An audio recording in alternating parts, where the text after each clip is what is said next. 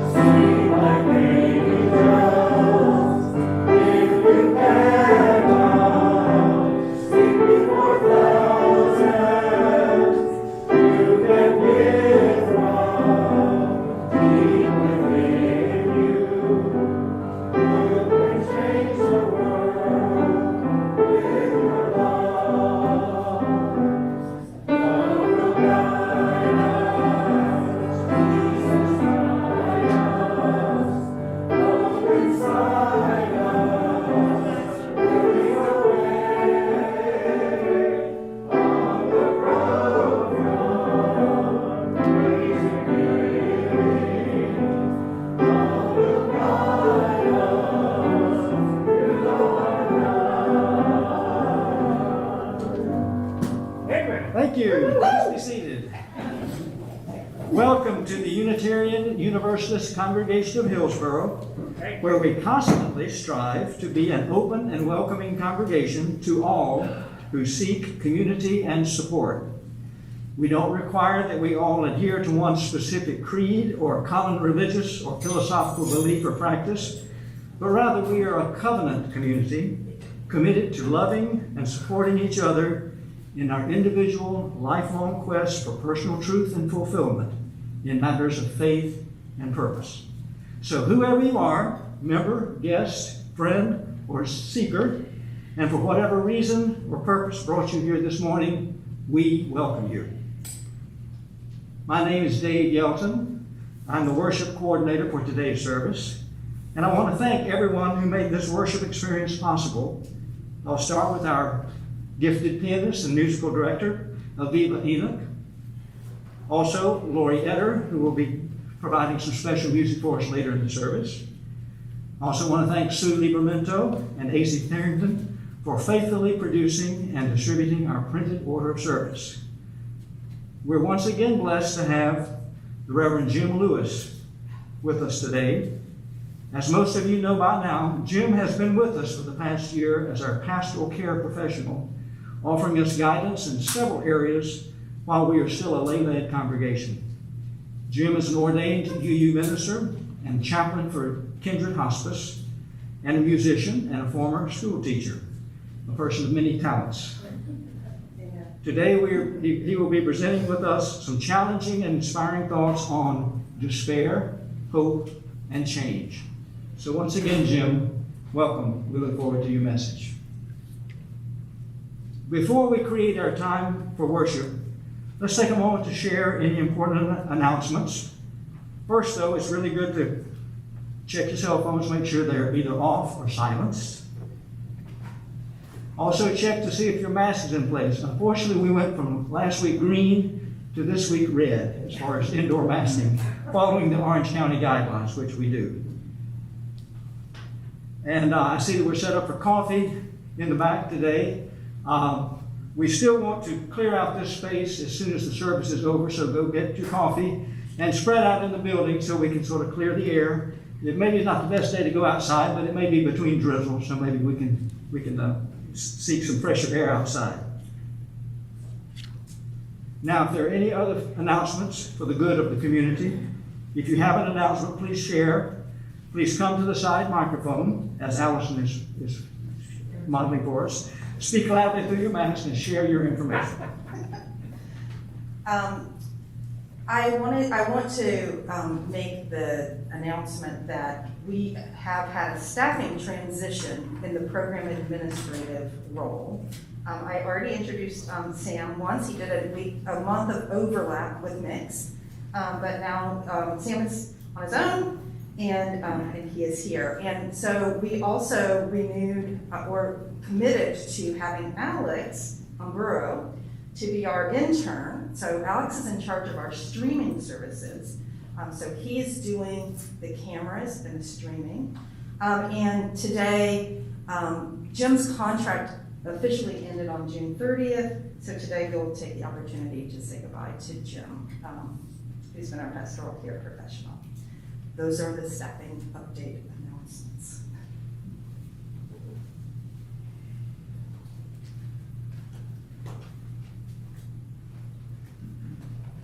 Hello, I'm Tristan Cerami. Speaking of pastoral care, I will be your listening ear for the day. If you're having any challenges, difficulties, just anything you want to get off your chest or talk about, I will happily converse with you or listen however you need.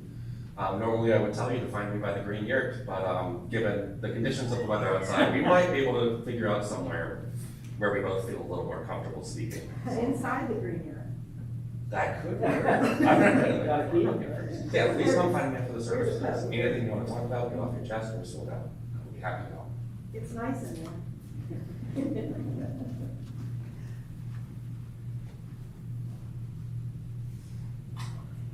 Hi, I'm Alicia. I'm your treasurer, and I want to remind you that we changed the fiscal year, and so if you have any outstanding reimbursement requests from the fiscal year that ended at the end of June, to please get them submitted so that we can close out the books for that fiscal year. I also want to let you know that we've been using, for online donations, we've been using Kindred for about a year and a half, and we're going to switch that service to a different service called Banco because Kindred has started charging us fees that they promised that they wouldn't charge us fees, but now they are charging us fees, and we don't like that, and we want to not have to pay more. So we're going to switch to Banco, which is not going to charge us fees. So as soon as we get that online, we will send out information to you about how to switch your online payments to the new service. But just wanted to give you a heads up that that is happening.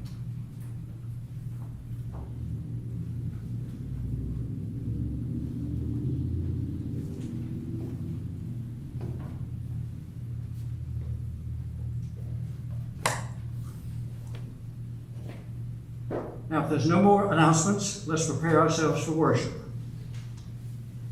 We'll begin our call to worship today first with a tone from our recently acquired singing bowl. It's a 19th century Tibetan singing bowl gifted by the family of Amy Tattersall in celebration of her 80th birthday a few months ago.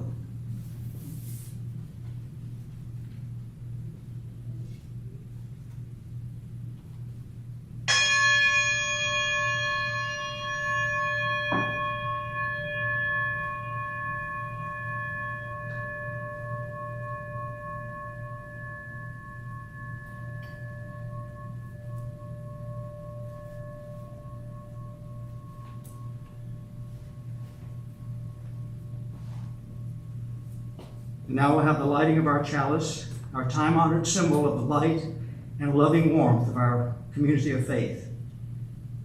I'll read in honor of the first steps from our Soul Matters material. We light this chalice in honor of first steps, for beginning even when the path ahead is unclear, for the courage it takes to trust that the way will reveal itself, that the light will come to clarify our vision, that friends will be by our side. May the light always guide us in our uncertain journey.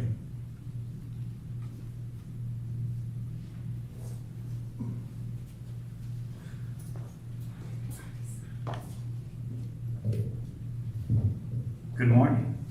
Good morning.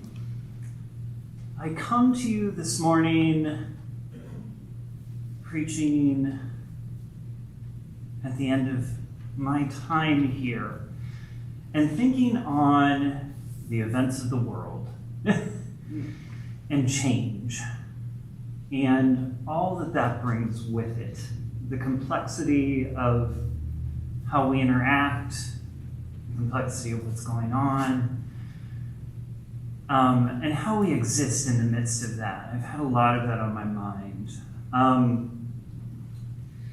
And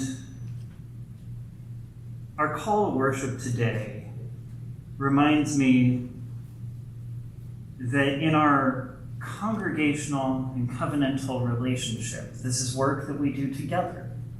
That's part of what the church is, part of what being part of the congregation is and means. that we have this opportunity to engage as a community. And so this call to worship from actually one of my chaplaincy mentors, Reverend Tess Baumberger, it's called "We Traveled This Road Together." And I'm going to indicate to you from time to time to respond.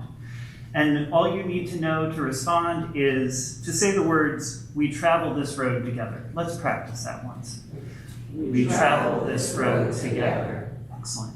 I think we're all ready to travel this call to worship together. From the busyness of every day, we gather once a week to remember who we are, to dream of who we might become. We travel this road together. As companions on this journey, we share the milestones we meet along the way. Individual moments of joy and sorrow become shared moments of comfort and celebration. We travel this road together. We share this journey across differences of belief and opinion because we value diversity and because we care for one another. We travel this road together. Today, as we take the next steps, let us notice our fellow travelers, the burdens that they carry, the songs that inspire their hearts. We travel this road together. As we gather in beloved community, let us open the holy havens of our hearts. Let us share the sacred places of our souls, for we are pilgrims who share a common path. We travel this road together. And now let us sing together number 354. In the gray hymnal, we laugh, we cry. I invite you to rise in body or spirit and join with us. And those of you who are online, if you know the song, join with us too.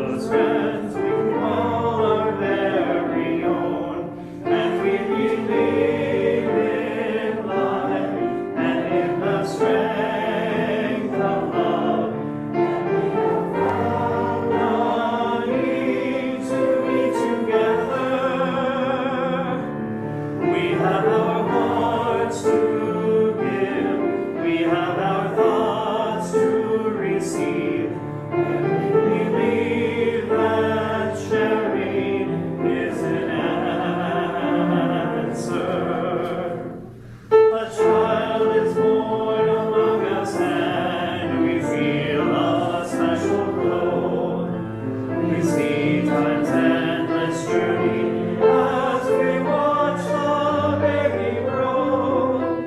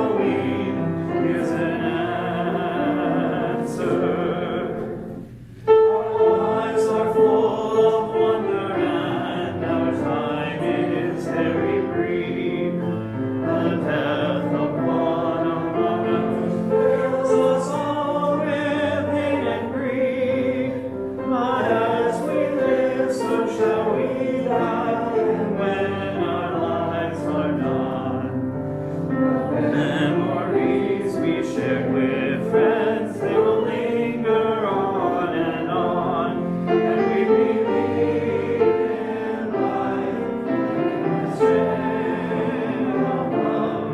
And we have found our needs to be together.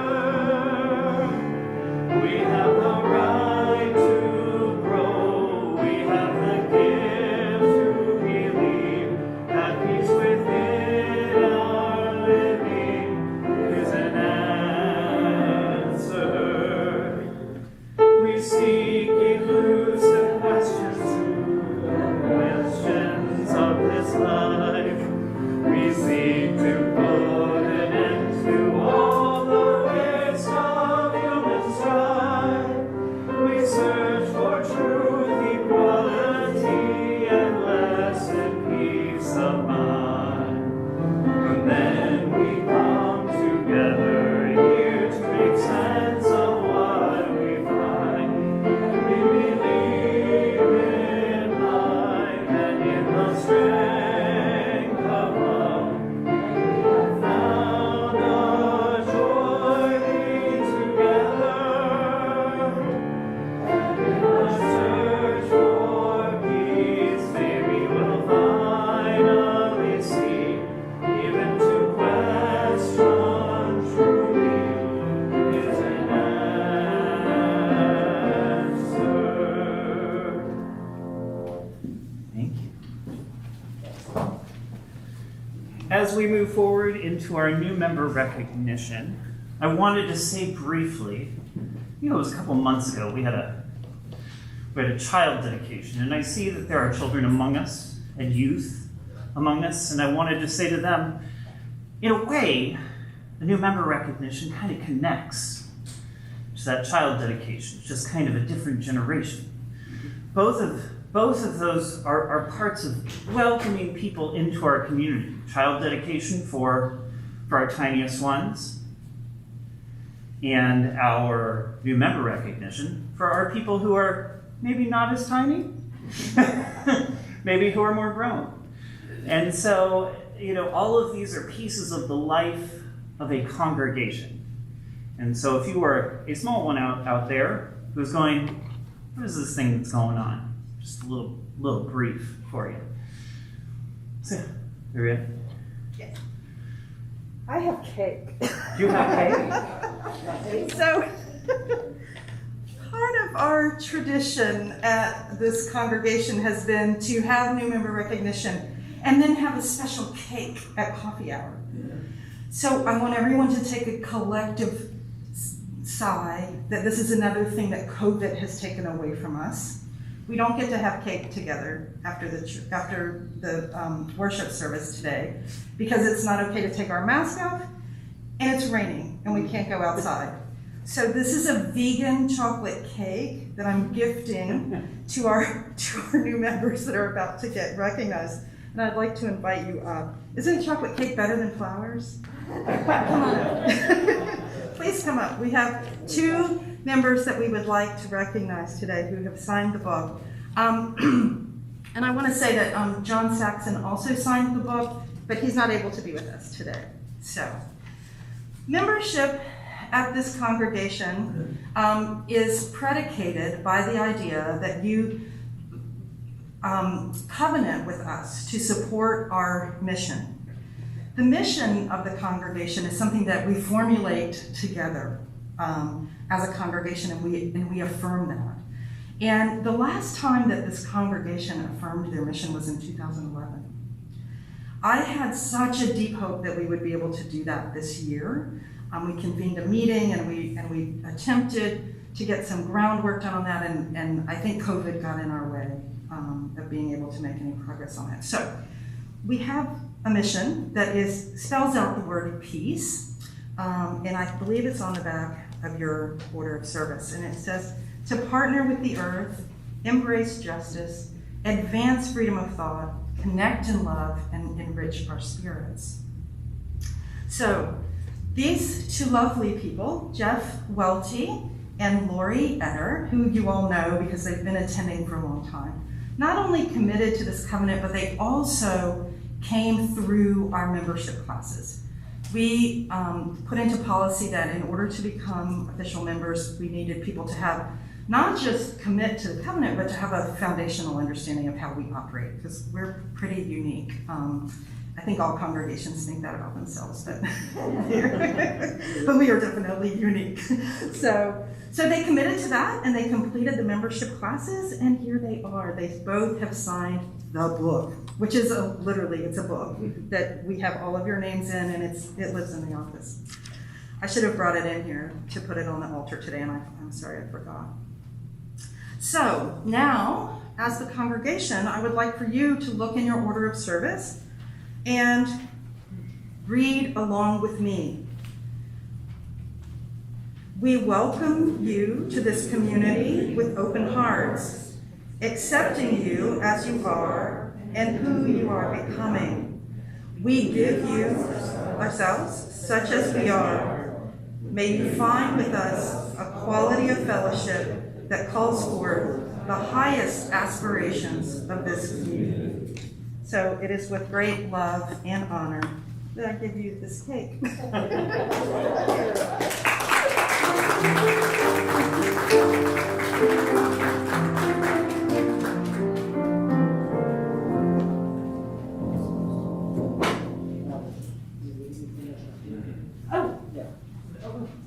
Sorry. I'm wearing too many hats this morning. I wanted to take a moment to officially, from this spot, thank Reverend Jim Lewis for being part of our community this year. If you recall, in April and May of last year, when we were still meeting online, it was really hard to keep people connected. We were only on Zoom. And the Governance Council started having conversations about, what are we going to do about this? And we consulted with people at the UUA and found out that it's possible to hire someone just for pastoral care. So we had several conversations about that. And then you all affirmed that that was something that we wanted to commit resources toward. And we went through the process. We created the position of pastoral care professional. We wrote a job description. We interviewed, and we found Jim. And he has been a blessing because of all of the things that we've been through this year. People have had, they've suffered loss of loved ones. They have been diagnosed with new prognoses. They've had life-changing events, and Jim has helped form a team of people to be present for when people need a listening ear.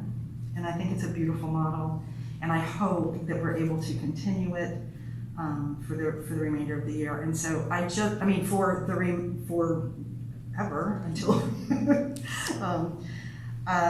until it evolves into something new, because we know things happen. But I just wanted to take this time for all of us to give Jim a round of applause and thank him.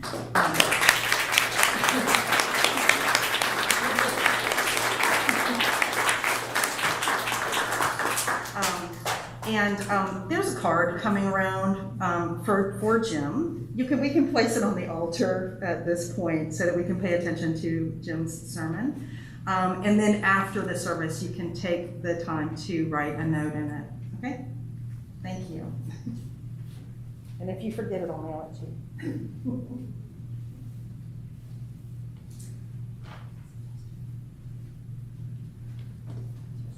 And now for our joys, sorrows, and milestones, which I think Jim's presence as well as his departure fits all of those. He's been a joy.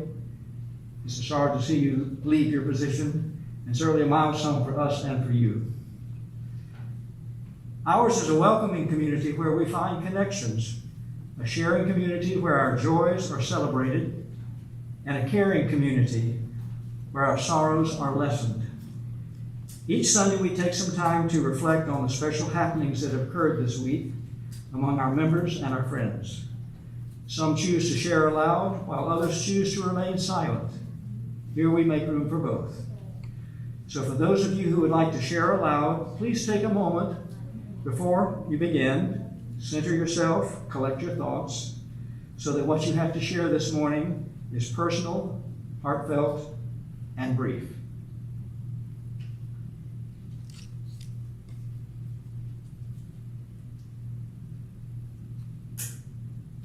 So now, please come forward, tell us your name, share what is in your heart. When you're finished, you may release a stone into the vase on the altar.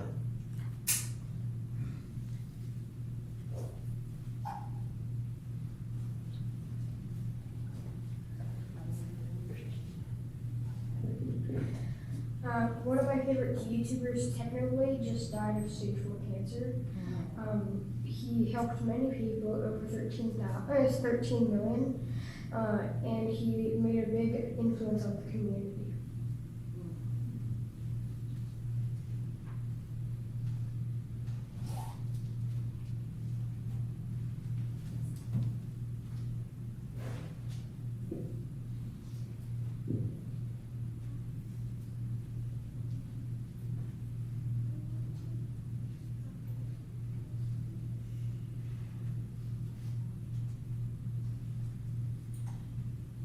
I'm Peg Wolf, and Richard and I have been married 59 plus years. And he is the person that brought me to UU. We both grew up Methodist, and he had a yearning to understand things differently. And I did too, but it wasn't quite the same as his. But he brought me along, and it's been a wonderful time. We've been able to support each other. Part of what I wanted to share with you, somebody asked me a week or so ago, well, what do you attribute your long marriage to? And there have been rough times where we've been not happy with each other.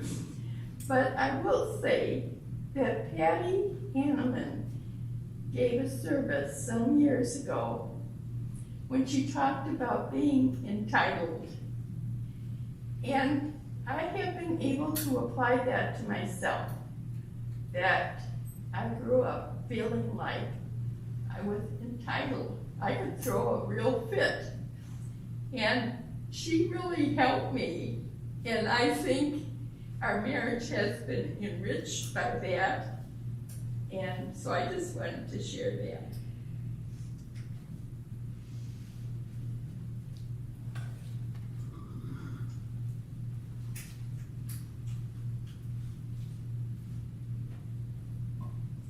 Hi, I'm Lori Etter. I'm a new member.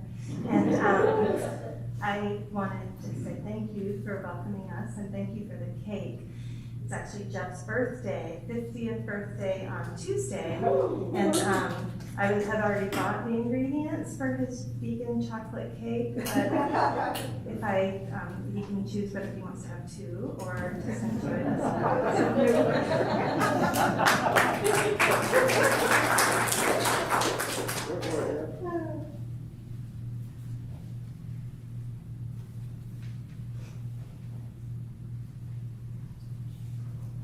Hi, I'm Alicia. I have 2 things I wanted to share. The first is that this afternoon I will be driving my kids to Greensboro for sleepaway camp, and it will be Tessa's first time going to sleepaway camp. It will be Caden's second time. She went once before COVID, and so they'll be going together to UNCG music camp. And so we're excited that they're going to be having this adventure together. So that's one thing. And then the other thing is that my boyfriend is still trying to move here from England to be with me and also to go to UNC Greensboro. That seems to be a common theme in our life right now. And his interview at the visa office will be tomorrow. So we're just hoping that it goes well, that they approve him for the visa, and if they do, then he'll be moving here within a month. And if they don't, then I don't know, we gotta figure out some other thing that's gonna happen. So, but we're hoping that the visa interview will go fine tomorrow. So, thanks. I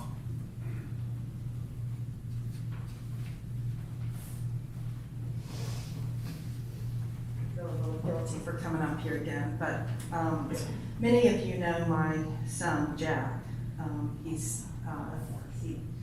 He called me a couple of weeks ago and said he needed to come home and that he needed his mom.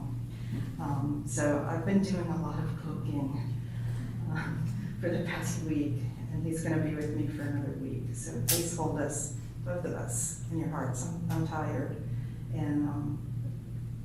but I think he's doing better. So it's never done when you're a mom.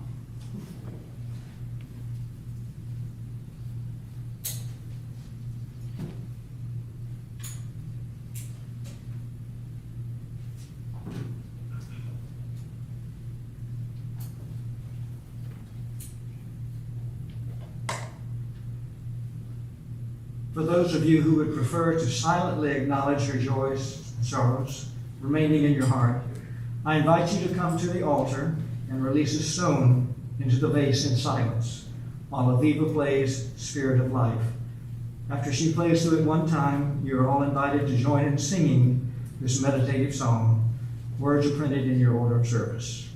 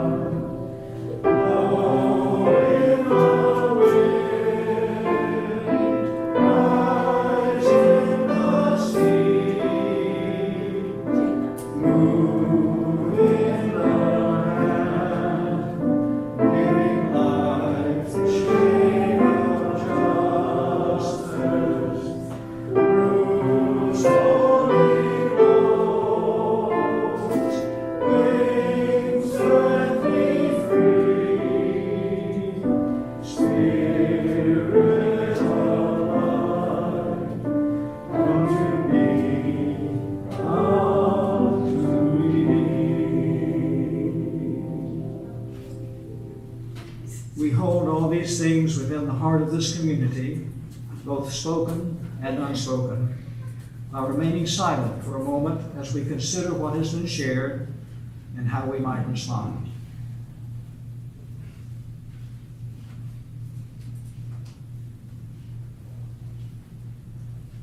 Together with an amen and blessed be.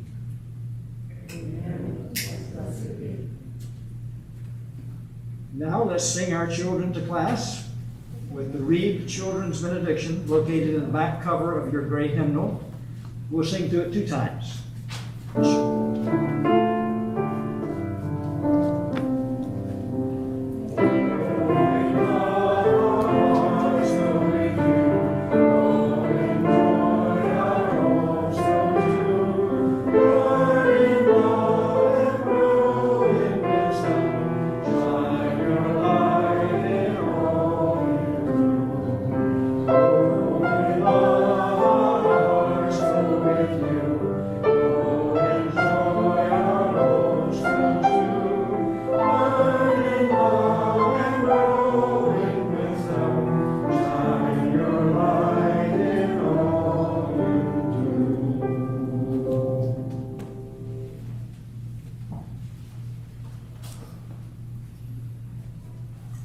Our reading today is from the African-American fiction and science fiction writer Octavia Butler's novel, Parable of the Sower. The book was written in 1993 and takes place in 2024, a world where climate change and economic crises have led to social chaos. In this passage, the main character, Lauren Olamina, speaks to a friend about change. Did you ever read about bubonic plague in medieval Europe? I asked. She nodded. She reads a lot the way I do, reads all kinds of things. A lot of the continent was depopulated, she said. Some survivors thought the world was coming to an end. Yes, I said, but once they realized it wasn't, they also realized that there were a lot of vacant land available for taking. And if they had a trade, they realized that they could demand better pay for their work. A lot of things changed for the survivors. She said, what's your point? That changes. I thought for a moment. There are slow changes compared to anything that might happen today here, but it took a plague to make some people realize that things could change. So what, she said? Well, things are changing now too. Our adults haven't been wiped out by a plague, so they're still anchored in the past, waiting for the good old days to come back. But things have changed a lot, and they'll change even more. Things are always changing. This is just one of the great bumps. Instead of a little step-by-step change, these are easier to take. People have changed the climate of the world, but some are still denying the change, and now they're waiting for the old days to come back.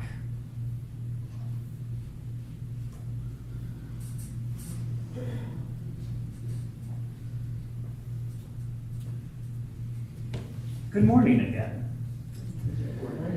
I come to you this morning wishing that I could just give you a sermon of jokes. I think that would be great, but I also am mindful of the world, as we often are in ministry, as we often are in congregations. And when I saw the theme of journey pop up, this is the sermon that came to mind. Start with this quote from Octavia Butler's novel, Parable of the Sower. All that you touch, you change. All that you change, changes you. The only lasting truth is change. God is change. So as I mentioned, with the topic being journey, there's this journey that I've been on through the past few years. And it keeps asking to be told as a story. And every time it bubbles to the surface, I kept finding that it was not yet ready to be told. But I think it probably is now. And I will start by saying that we start in despair. So be ready, we do start in despair. We will get to hope. We will get to hope and change. We do start in despair, though. And I will say, don't worry about me. I'm fine. But as a lot of parallel processing happens, I started my despair. But I am indeed fine now. And I hope that instead of focusing on my despair, it's a parallel time for you to also be present to where you have felt despair. And also later to where you have felt hope. And I will actually give you some opportunities in the sermon to reflect on that. So March of 2020. Anybody remember March of 2020? Oh, yeah. Right. It felt like a shift for most of us, I would guess. A shift that I'm even feeling right now, as my glasses don't like to sit correctly on my face with a KN95. But we're working with it. Regardless of who you were and how you were, it created a change in our lives.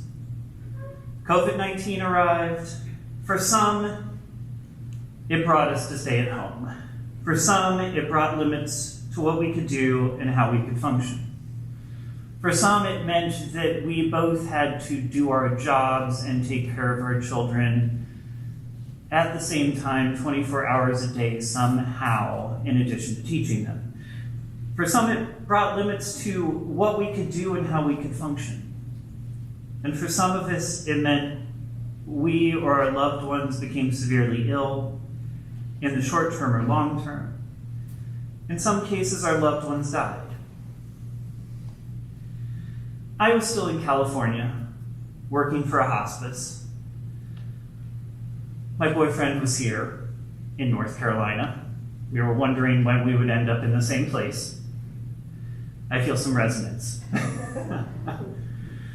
I would put on reused protective gear every day and go see patients when I was allowed to. And in the beginning, it was a mixture of gratitude and fright. Gratitude for still being able to get a paycheck, while so many were home from work without systems in place to support them. Fright at not knowing the practical reality of getting infected. In the coming weeks, the fright would calm, and the knowledge would set in that life wouldn't quite be the same, even after the 2 weeks we were promised. I think for many of us, there was and maybe still is a longing to go back to normal. Later in 2020, my mother in Missouri would bring me into conversations about her medical care. She had had COPD for many years and it seemed to be worsening. I traveled back to Missouri to support her moving out of her house, my childhood home, and her parents' home before that. And she moved into assisted living. A few weeks later, she would die. Now, my mother was a piece of work, both in the most fun and hilarious ways, many of her jokes I should not share from a pulpit, and in the most complicated and saddening ways. She and I had long joked with her death I would go to Missouri and settle her estate and then travel to North Carolina to be with my partner. And a week after she had died, a week of reflecting, that's precisely what I decided to do. I began the process of packing up my life in California while attempting to stay distanced from my roommate landlord who was dealing with metastatic breast cancer. While in Missouri, I settled the estate and I did not grieve. For many of us, when a loved one dies, we become estate managers, event planners, support to others. Anybody had that experience? There's many other things that have to be done. I imagine I even forgot about COVID in my fluster at times. I know sometimes it would just kind of pass out of my mind, even in November of 2020 at that point. Now, once I had arrived in North Carolina at the end of 2020, it was time to grieve. Now, grief has many layers. For myself, it was not only the loss of my remaining parent, but also the complex loss of the person that was my mother and the knowledge that I was the last living family member in our line of the family. We held a memorial online. That helped somewhat. And there was the lack of job availability in the area, on top of everything. Luckily, unlike some, my mother had left some funds to keep myself afloat. But the challenges in finding open jobs in my field was very painful. And I think any of us who have experienced that, looking for a job over an extended period of time, even if you don't believe that you are your work, there's some deep feelings around that. And like how we serve the world when we are in the world. So in August 2021, I woke up one morning with a chest pain. I panicked. I had no health insurance. I had no job. Was this a heart attack? If it was, it was. If it wasn't, a trip to the hospital would likely cost tens of thousands of dollars. It wasn't a heart attack. Obviously, I'm still standing here. But it did lead to daily 3 to 8 hour anxiety attacks, which lasted until I got on insurance and anxiety medication a month later. I tell this story because at the peak of this story, I found myself in what I would call a state of despair. I found myself not just depressed, not just low, but believing that there was nothing else that could be done.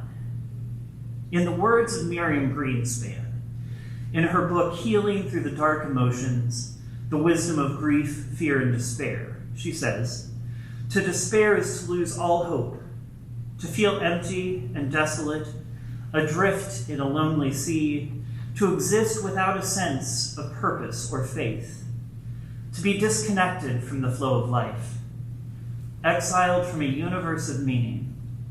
Despair is a dark weight that will not lift, a deadness at the core." Despair feels deep, not just sadness. So I ask you, just for 1 minute, if you are comfortable. If you are a person who suffers from depression, you may not be comfortable doing this, and in which case don't. But if you are comfortable, take just 1 minute and reflect on, have you ever had despair? If not despair, moments of grief or loss. And where have you been in those moments? So just for 1 minute.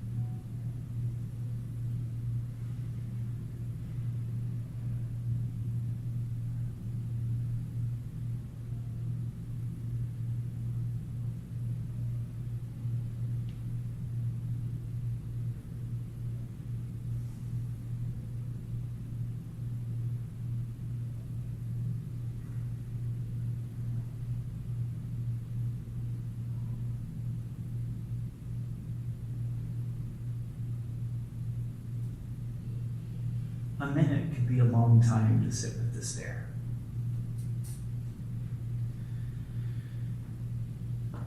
But we are now moving from despair and toward hope. Miriam Greenspan notes that despair is normal. She points to many well-known sources of despair.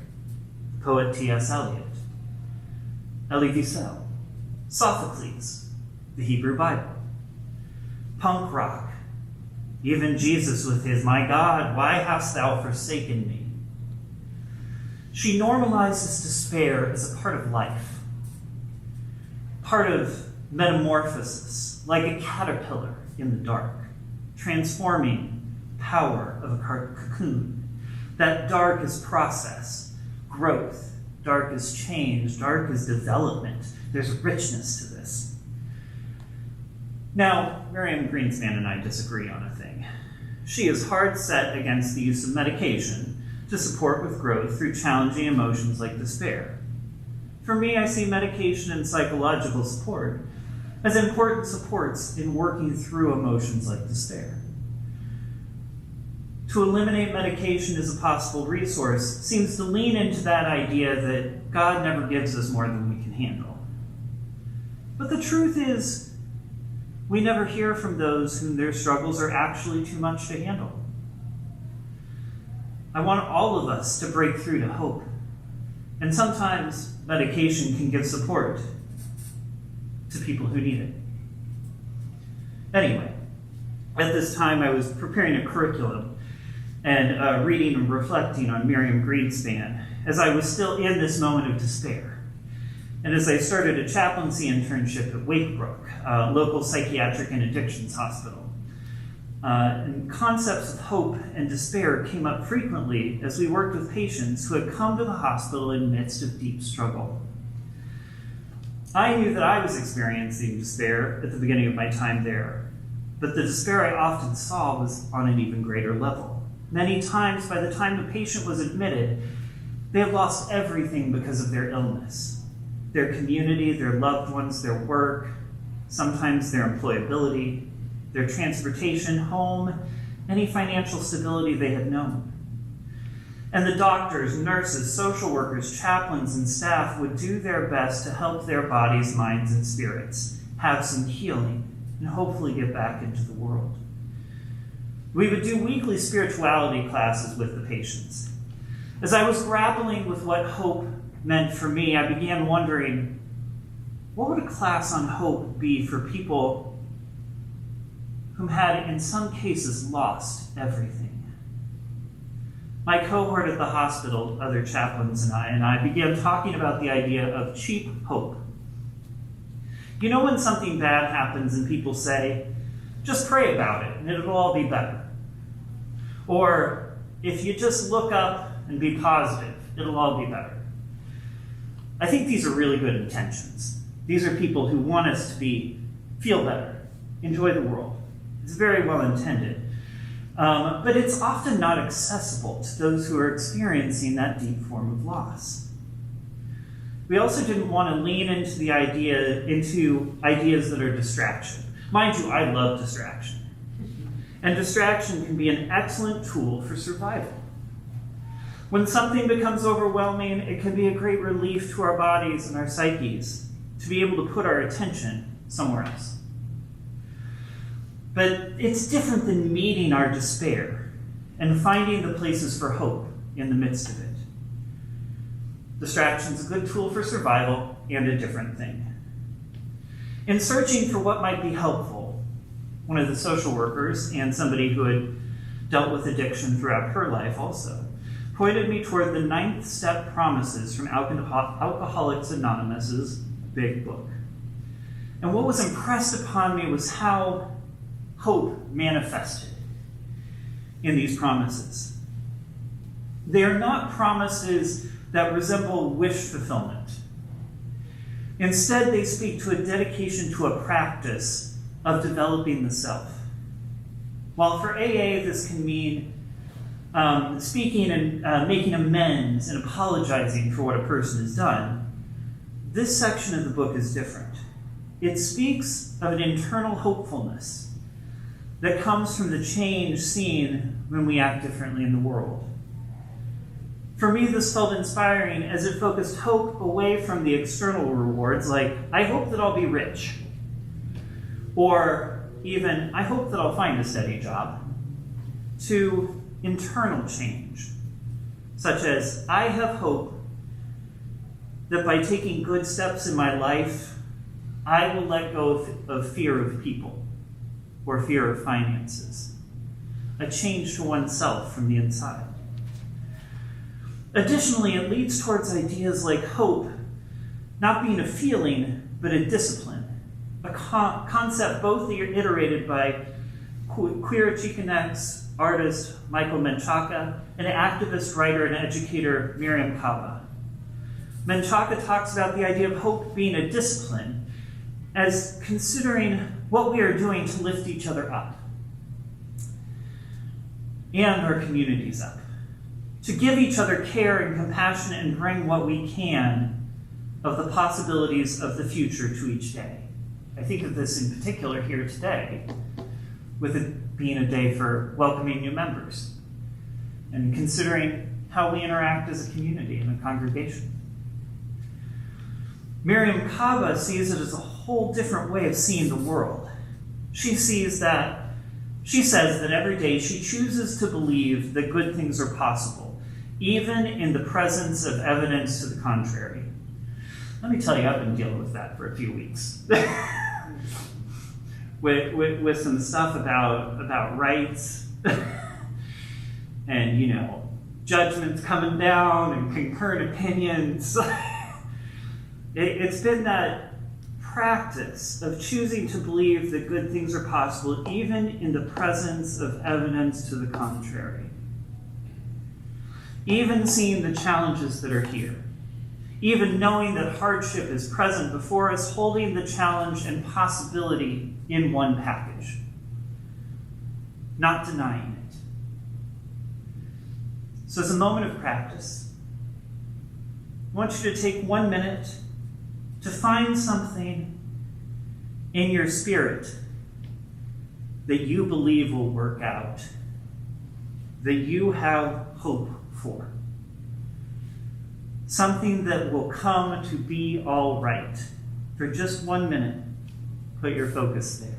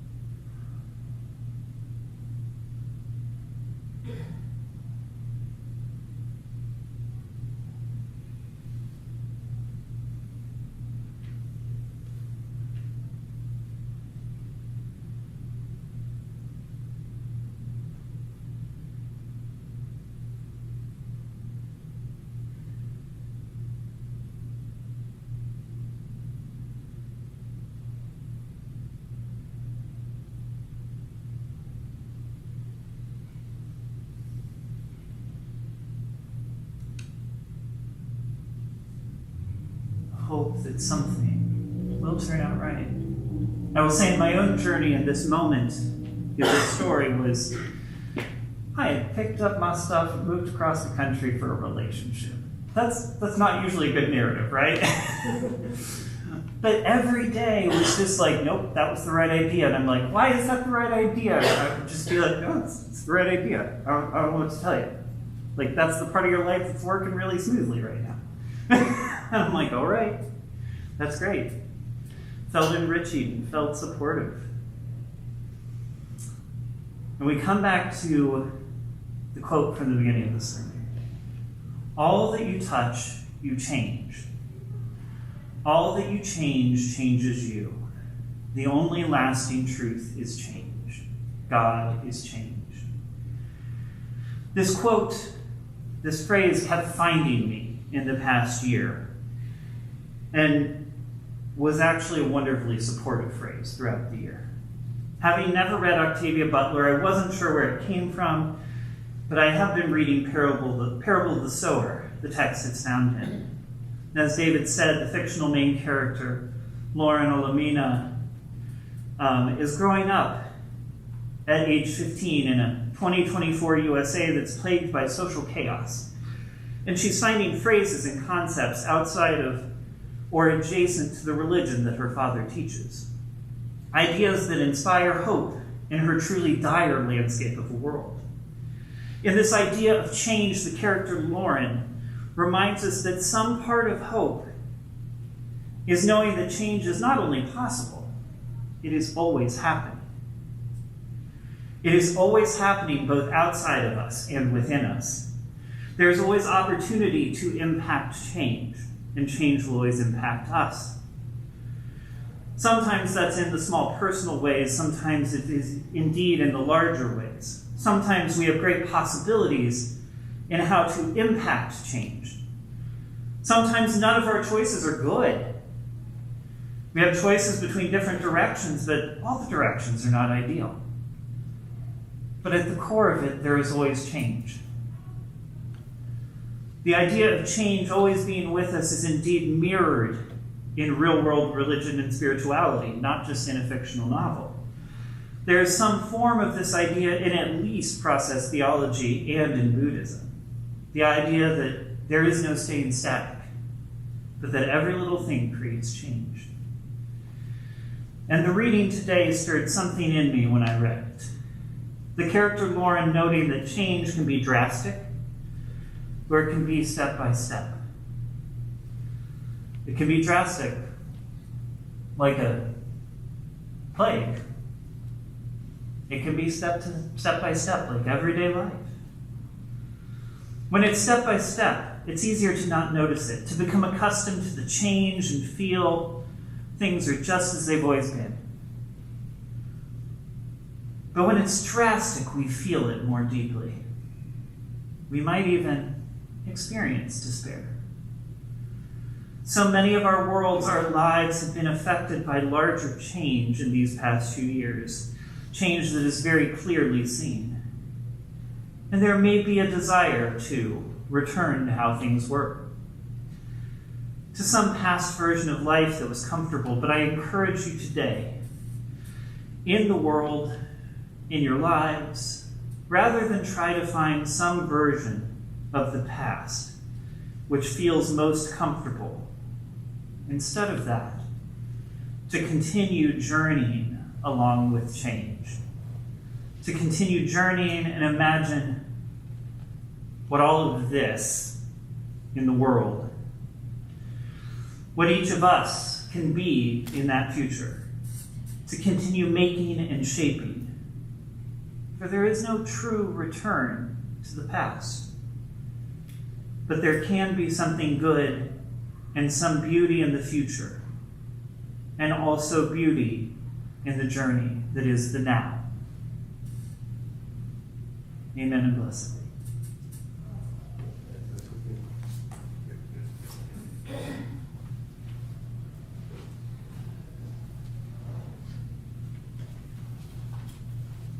Each week we take a monetary offering to support our social justice work in the community. The support comes in the form of our weekly donations. This month, our community partner to whom we donate our collection plate is Northern Orange NAACP. You may donate by putting cash or a check in the offering plate. If by check, please write the word plate in the memo line. Or you can go online to our website, uuchnc.org, or click on the donate button, or you may prefer to use the Kindred app printed in your order of service. Now for our offertory.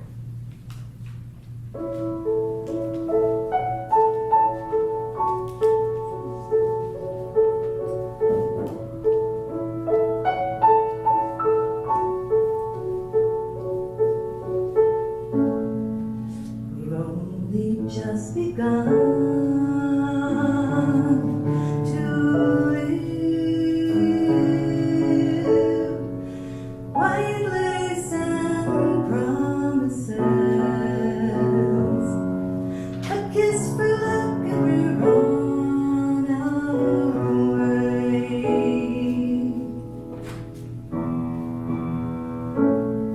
Before the rising sun,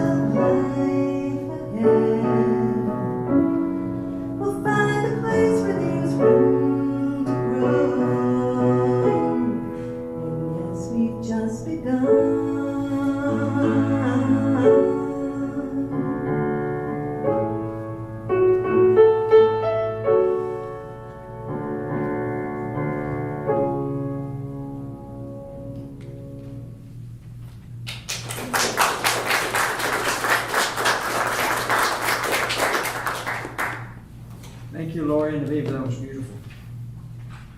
Please join me in a prayer of collective gratitude found in your order of service. For the love that surrounds us every morning, for the friends beside us, and for the generous gifts just received, let us be truly grateful. Please stand in body or spirit as we sing our closing hymn, number 1020 in the Teal hymnal. 1020, Goyaya. Goyaya.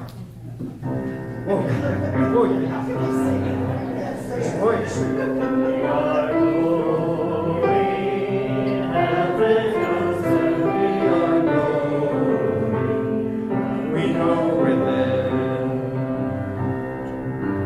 We will get there. Heaven knows how we will get there.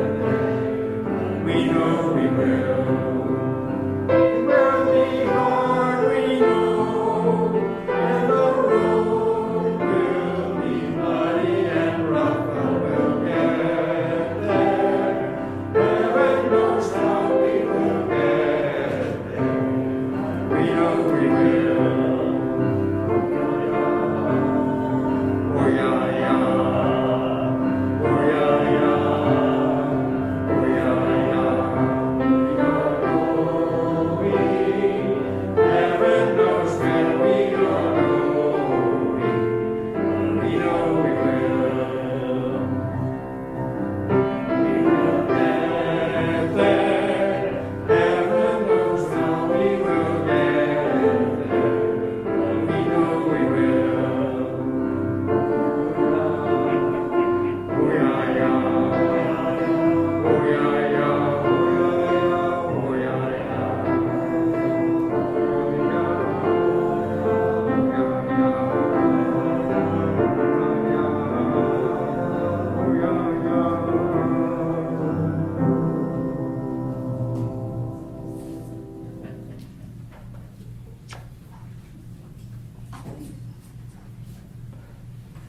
As we come to our closing words, I'd like you to do one of three things.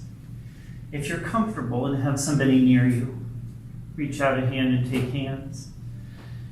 If you want to connect, but because of, disease precaution, you don't want to hold hands, put out some elbows.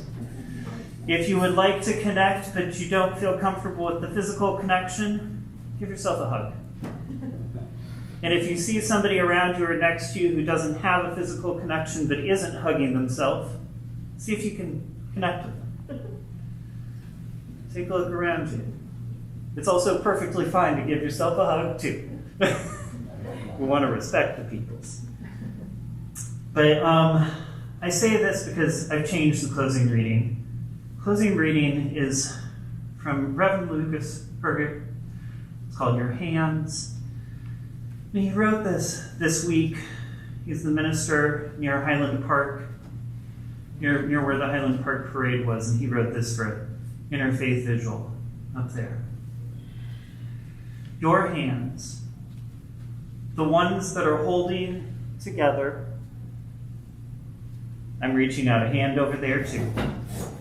In prayer or desperation or hope, the ones with the tiny scar you carried since that bicycle accident, all those years before, the ones that today may shake with worry or sit still from the gravity of headlines, those hands, your hands. There is something to remember, a needful thing to remember about your hands. That they are the same hands that petted the cool, slick back of a kitten on its first day. The same ones that flattened the crumpled edges of a construction paper heart after the glue came unstuck. The same hands that just last night pulled your family's patchwork under the chin of your youngest as you whispered, "It's going to be okay," and wanted it to be so. The same hands that offered, in the simplest gesture, a gift-giving tissue to a stranger who, tears streaking her face, asked why? Why? Addressed not to you, but to God. Asked of a world whose glue has come unstuck. They are the same hands that give the world its most needful thing. You know its most needful thing. You know because your hands have always given it, always offered or tried to offer the kindest touch exactly when it was hoped for. And you know nothing can change that, right? Nothing can take away the power, beautiful power of the hands to proclaim the softness of the world. Nothing can annul the kindness of your touch. There is power in your hands. The power of a kindness that beckons to remake the world always, as though this were its first day.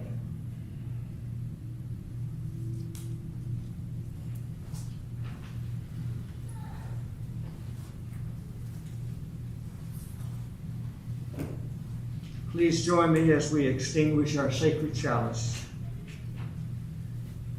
We extinguish this flame, but not the light of truth, the warmth of community, or the fire of commitment.